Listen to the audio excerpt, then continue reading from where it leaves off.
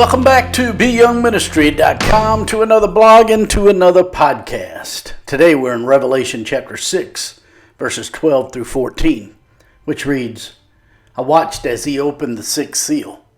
There was a great earthquake. The sun turned black like sackcloth made of goat hair.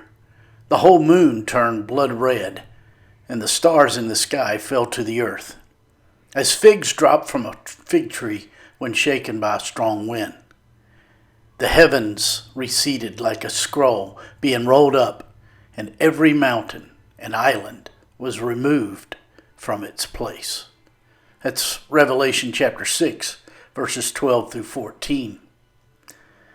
We return to our study of the book of the Revelation, and we jump back into our study of the seven seals in Revelation chapter 6. With the opening of the first seal, false peace and prosperity was introduced to the world. With the opening of the second, there was a worldwide war. With the opening of the third, there was a famine. The fourth seal introduced pestilences and other natural disasters. The fifth seal introduced us to the prayers of the martyred saints. Theirs was a prayer for the end of evil. This brings us to the opening of the sixth seal. In verse 12, we read, I watched as he opened the sixth seal, and there was a great earthquake. The sun turned black like sackcloth made of goat hair. The whole moon turned blood red. With the opening of the sixth seal, the world has been filled with false peace, ongoing distrust, and violence. And now, a great earthquake shakes the entire universe. There have always been earthquakes. They come now and then, here and there, even in the first half of this 7-year period of time that we call the tribulation. But this isn't just describing any old earthquake. The Greek word used here is seismos, from which we get the English word seismograph, which is an instrument to measure shaking. It means a quaking, a shaking. But the word earth is not here. The word earth is not included. This verse would be better translated, and there was a great shaking. Because frankly, it isn't just the earth that is shaking. In the remainder of verses 12 and 13, we read, the sun turned black like sackcloth made of goat hair. The whole moon turned blood red, and the stars in the sky fell to earth as figs drop from a fig tree when shaken by a strong wind. The sun, and then the moon, and then the stars careening out of the sky, and then the sky splitting apart like a scroll. This is a shaking more than an earthquake. This is seismos in the universe. Earthquakes are frightening. They create phobias because man has always counted on a stable universe. He always counts on the dawn and darkness, on the cycle of the rotation of the earth and the seasons as it moves in orbit. The sun will become black as sackcloth, which was what people wore to funerals. Sackcloth was a rough garment that was worn by someone who was mourning. This shaking will be so enormous that it blackens the sun. The earth's solid crust is traversed into a complex network of faults, with all resting on a plastic mantle.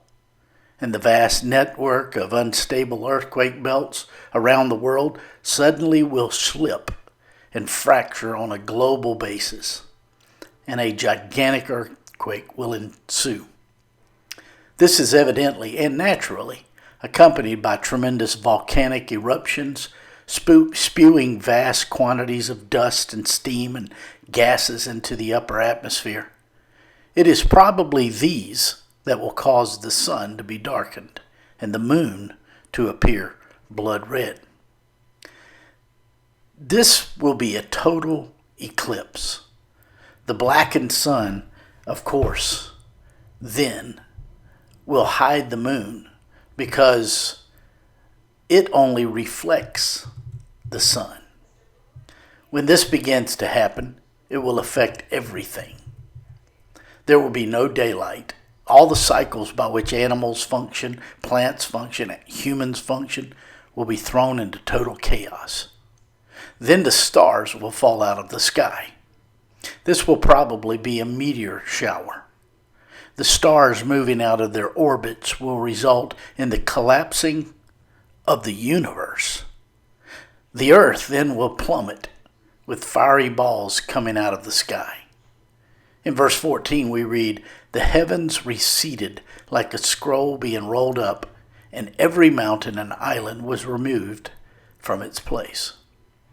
The sky will literally rip apart, and every mountain and island will be moved out of their places.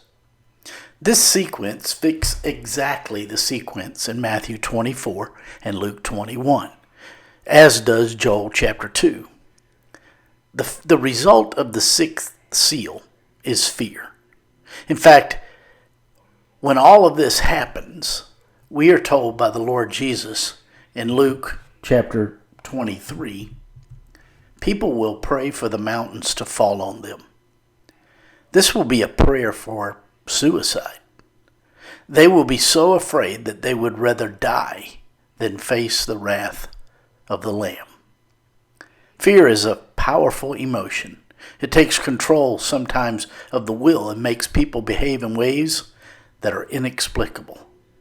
The Lord Jesus says in Luke 21 and 26, men will faint from fear.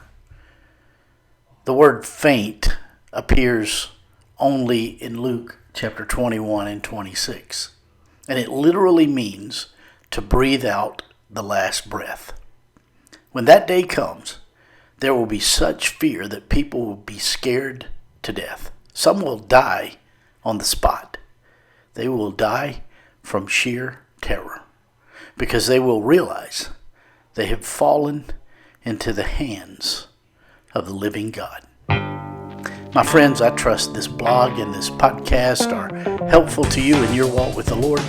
If I can be of further assistance to you, shoot me an email at BYoungMinistry@gmail.com. Hey, have a great day.